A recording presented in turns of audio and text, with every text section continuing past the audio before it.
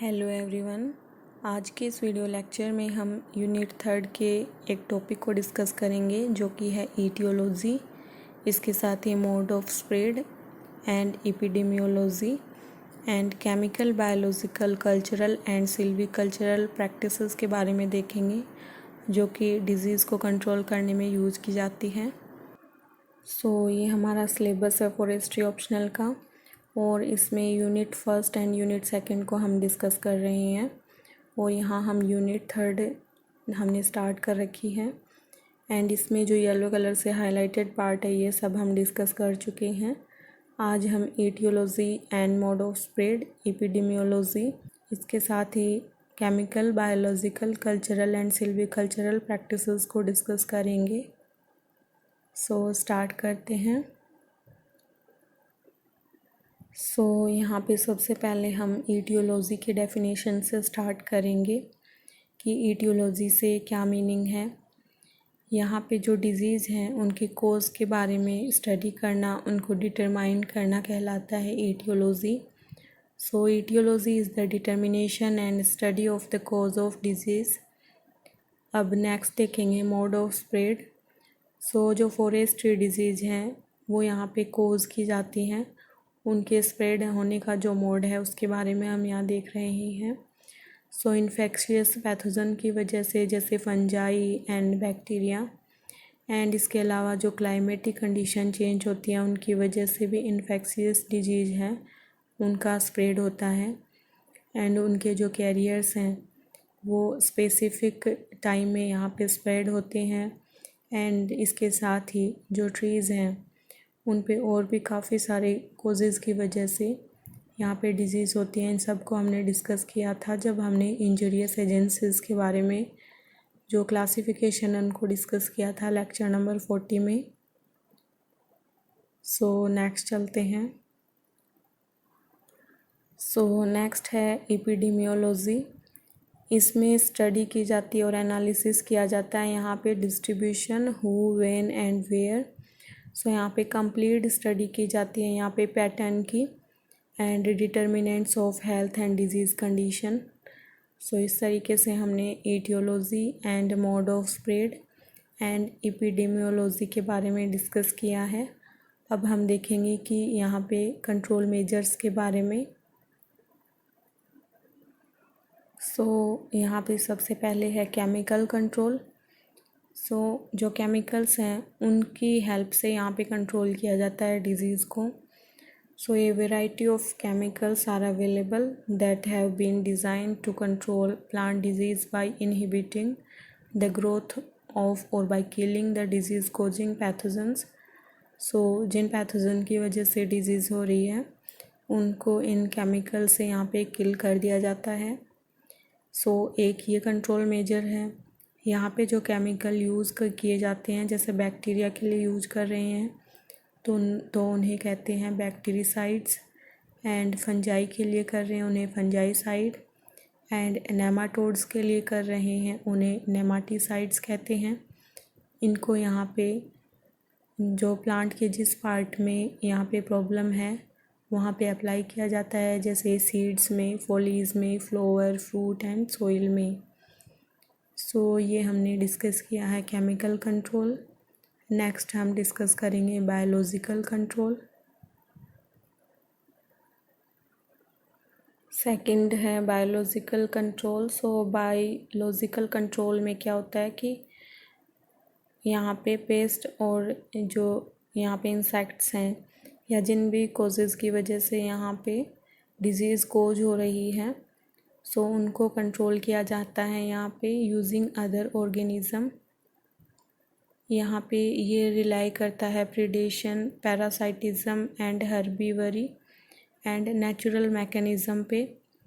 यहाँ पे टिपिकली इसमें ह्यूमन मैनेजमेंट रोल को भी इन्वॉल्व किया जाता है। ये काफ़ी इम्पोर्टेंट है यहाँ पे बायोलॉजिकल कंट्रोल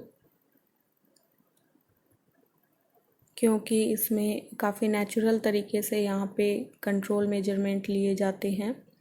जो तरीके हैं यहाँ पे बायोलॉजिकल तरीके होते हैं। यहाँ पे ये इम्पोर्टेंट कंपोनेंट है इंटीग्रेटेड पेस्ट मैनेजमेंट का और इसके 3 बेसिक स्ट्रेटजी हैं बायोलॉजिकल पेस्ट कंट्रोल की। सबसे पहले है क्लासिफिकेशन यानी इम्पोर्टेशन। यहाँ पे क्लासिकल इम्पोर्टेशन में क्या किया जाता है, जो पेस्ट या डिसीज़ यहाँ पे है उसके नेचुरल एनिमी को यहाँ पे इंपोर्ट करते हैं यानी इंट्रोड्यूस करते हैं, ताकि ये जो नेचुरल एनिमी है ये इस पेस्ट को किल कर देगा। इस तरीके से एक नेचुरल वे में यहाँ पे कंट्रोल करने की कोशिश की जाती है। इसके साथ ही नेक्स्ट है इंडक्टिव ऑगमेंटेशन। इसमें क्या करते हैं कि large population of natural enemies इनको यहाँ पे एडमिनिस्टर करते हैं क्विक पेस्ट कंट्रोल के लिए। एंड इसके बाद जो थर्ड है वो है इनोक्यूलेटिव कंजर्वेशन। इसमें यहाँ पे फिर मेंटेन रखने के लिए किया जाता है यहाँ पे रेगुलर रीएस्टैब्लिशमेंट। इन दिस यहाँ पे measures are taken to maintain natural enemies through regular reestablishment. इस तरीके से यहाँ पे डिजीज़ को कंट्रोल करते हैं। जो नेचुरल एनिमीज़ होते हैं इंसेक्ट पेस्ट के, उनको कहते हैं बायोलॉजिकल कंट्रोल एजेंट्स, और यहाँ इनके थ्रू बायोलॉजिकल कंट्रोल मेजर लिए जाते हैं। यहाँ पे जो प्रीडेटर्स होते हैं एंड पैरासाइटोइड्स होते हैं, पैथोजेंस होते हैं एंड कॉम्पिटिटर्स होते हैं। जो बायोलॉजिकल कंट्रोल एजेंट्स हैं प्लांट डिजीज़ के, यहाँ पे एंटागोनिस्ट इनको रेफ़र किया जाता है। एंड बायोलॉजिकल कंट्रोल एजेंट्स जो वीड्स के हैं, इसमें भी seed predator, herbivores and plant pathogens वगैरह आते हैं। इस तरीके से हमने बायोलॉजिकल मेथड देखा यहाँ पे कंट्रोल करने का। अब हम कल्चरल मेथड देखेंगे डिजीज़ कंट्रोल का। नेक्स्ट है cultural method for disease control. यहाँ पे cultural method for disease control refer to those growing method that reduce pathogen level और reduce the rate of disease development. इनकी वजह से जो डिज़ीज़ डेवलप हो रही है उसकी रेट को कम कर दिया जाता है, एंड जो पैथोजेंस यहाँ डिज़ीज़ कोज कर रहे हैं उनको रिड्यूस करते हैं। ये मेथड है sanitation and crop rotation and host eradication and improvement of crop environment. इनको जब आगे हम पढ़ेंगे नर्सरी डिजीज़ मैनेजमेंट, वहाँ पे डिटेल से डिस्कस करेंगे। अब नेक्स्ट हम देखेंगे सिल्वीकल्चरल कंट्रोल। सिल्वीकल्चरल कंट्रोल में क्या किया जाता है, सिल्वीकल्चर के बारे में हम डिस्कस कर चुके हैं। यहाँ पे सिलेक्शन किया जाता है सूटेबल ट्री स्पीसीज़ का। Silvicultural control is an indirect method. इसमें प्रिवेंशन किया जाता है इंसेक्ट पेस्ट आउटब्रेक के लिए and alteration of forest condition during the outbreak in order to combat it. यहाँ पे जो क्रॉप्स हैं उनमें अल्टरेशन किया जाता है एंड ताकि जो डिज़ीज़ है वो पर्टिकुलर अगर प्लांट पे कोज हो रही है तो उसको रोका जा सके। इसके साथ ही prevention of injuries to trees and acceleration of recovery of devastated stands. किस तरीके से यहाँ पे जो डिज़ीज़ अगर कोज की गई है एंड डिवास्टेड स्टैंड्स जो बच गए हैं उनकी रिकवरी कैसे करें, सिल्वीकल्चर के माध्यम से यहाँ पे की जाती है। यहाँ पे जो इस्टेब्लिश्ड स्टैंड हैं उनके लिए प्रिकॉशन रखना बहुत ज़रूरी है यहाँ पे। इसके साथ ही जो सिल्वीकल्चरल सिस्टम है उसमें प्रॉपर सिलेक्शन पे ध्यान दिया जाता है सूटेबल ट्री स्पीसीज़ पे and of suitable races of a given species.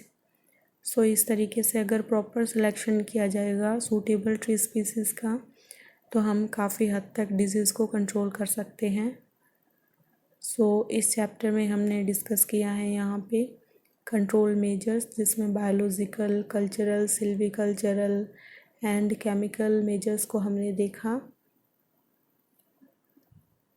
इसके साथ ही हमने aetiology and mode of spread and epidemiology के बारे में डिस्कस किया है। जो हमारा नेक्स्ट लेक्चर है उसमें हम नर्सरी डिजीज़ मैनेजमेंट के बारे में डिस्कस करेंगे, वहाँ हम इन्हें डिटेल से डिस्कस करेंगे। सो आज के इस लेक्चर में इतना ही। Thank you so much. Have a nice day.